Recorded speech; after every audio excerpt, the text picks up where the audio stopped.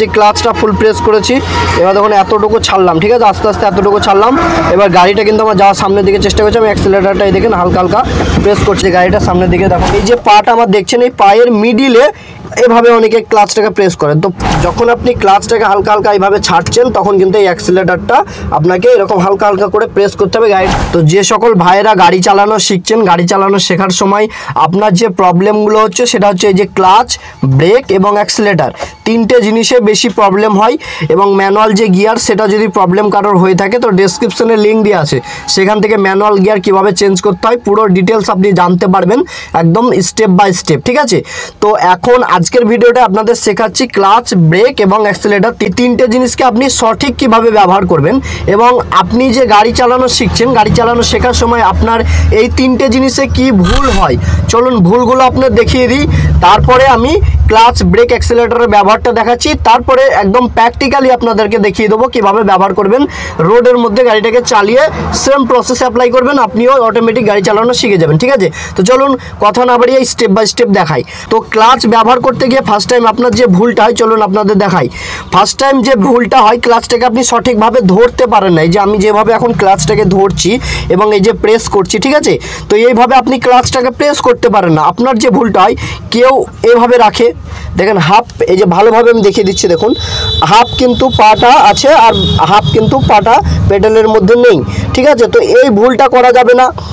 অনেকে কি করে, এভাবে মিডিলে, এই যে পাটা আমার দেখছেন, এই পায়ের মিডিলে এভাবে অনেকে ক্লাচটাকে প্রেস করেন, তো ফুল প্রেস হয় না।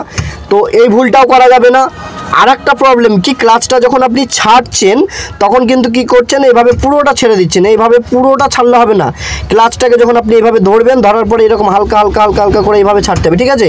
ক্লাচটাকে এরকম ধরলেন, এভাবে পুরো ছাড়লে হবে না।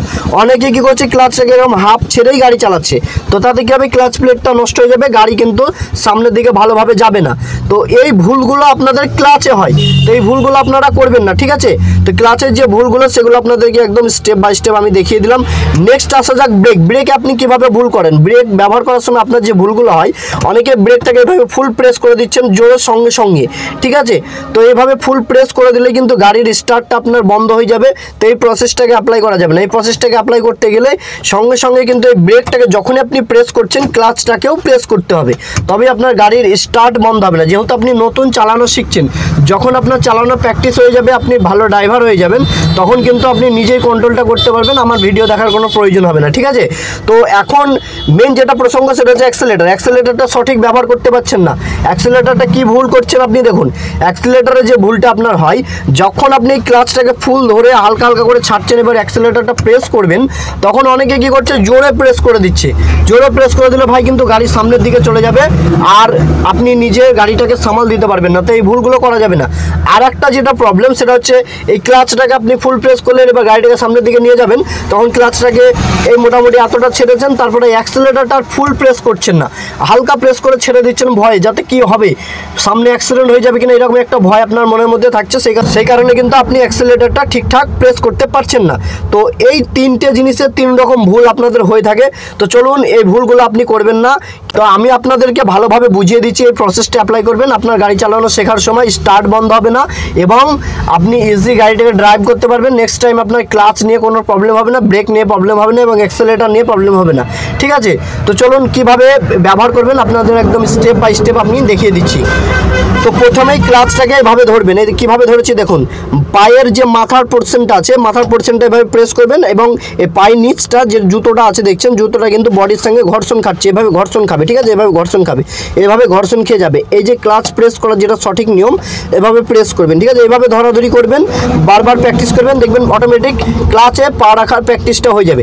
তো এইভাবে প্র্যাকটিসটা করলেন, প্র্যাকটিসটা করার পরে এবার ক্লাচটা ছাড়বেন কীভাবে। ক্লাচটা ছাড়তে গেলে আপনার হচ্ছে প্রবলেম, ঠিক আছে। তো ক্লাচটা কীভাবে আপনি ছাড়বেন দেখুন। ক্লাচটাকে ছাড়ার সময় এই পায়ের নিচটা দেখছেন, এই যে নিচটা, এই নিচটা কিন্তু আপনার পায়ের নিচুটা কিন্তু আপনার এই বডির সঙ্গে এভাবে ঘর্ষণ খাবে আর মাথাটা কিন্তু এইভাবে হালকা উঠবে, এই যে এখন যেভাবে উঠছে, এই যে প্রেস করলাম, প্রেস করার পরে পায়ের নিচটা কিন্তু ঘর্ষণ খাবে এবং এই মাথাটা এরকম হালকাভাবে উঠবে। কীভাবে উঠছে? এইভাবে হালকাভাবে উঠছে। যখন আপনি চালা শিখবেন তখন এইভাবে প্র্যাকটিস করবেন, ঠিক আছে? আর যখন আপনি ড্রাইভ করা শিখে যাবেন তখন কিন্তু আপনার এত সময়ের প্রয়োজন হবে না। এখন যেহেতু আপনি নতুন, সেহেতু এইভাবে আপনাকে একটু প্র্যাকটিস করতে হবে। যখন প্র্যাকটিস হয়ে যাবে তারপর আর আপনাকে এইভাবে ক্লাচ ছাড়তে হবে না, অটোমেটিক আপনি সঠিক নিয়মে ক্লাচটাকে ছাড়তে পারবেন। তো ক্লাচ ছাড়া যেটা মেন প্রসেস আপনাকে শিখিয়ে দিলাম।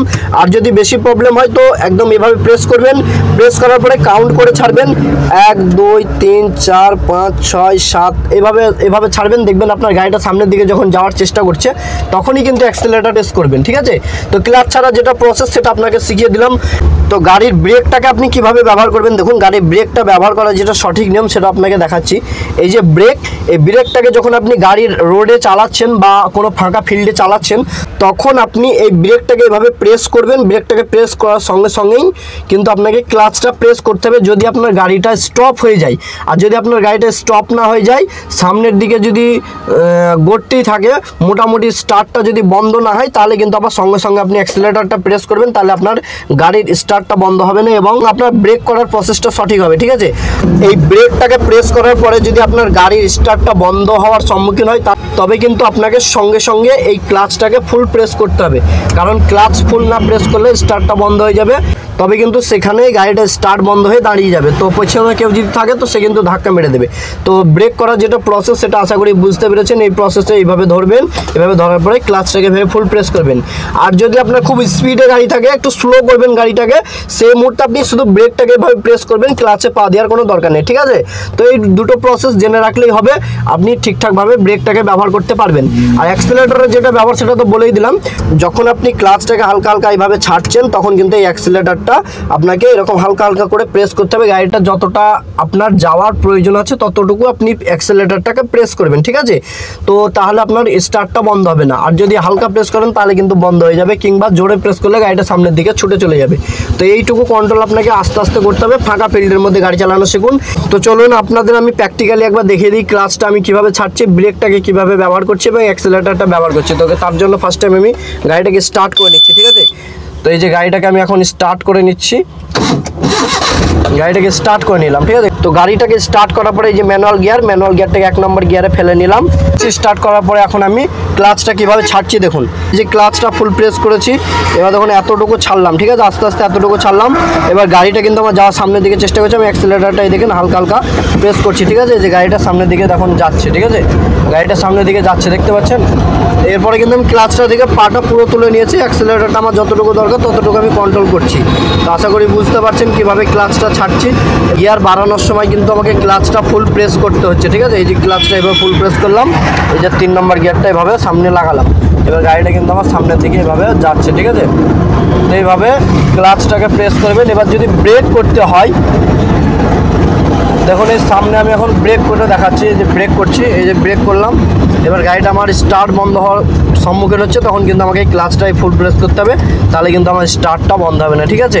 আর যখনই ক্লাচটা প্রেস করবেন, ব্রেক থেকে পাটা তুলে নেবেন, তাহলে আবার অ্যাক্সিলারেটরে পা করলে আবার সঙ্গে সঙ্গে গাড়িটা সামনের দিকে যাবে।